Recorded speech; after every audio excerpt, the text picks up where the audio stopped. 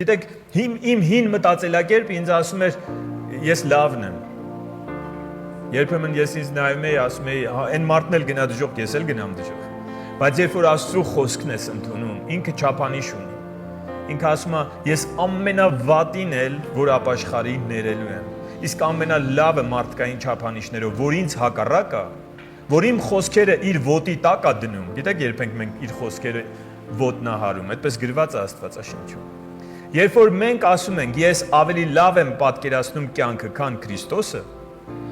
մենք իր խոսքը ոտնատակ ենք տալիս։ Երբ որ ասում ենք,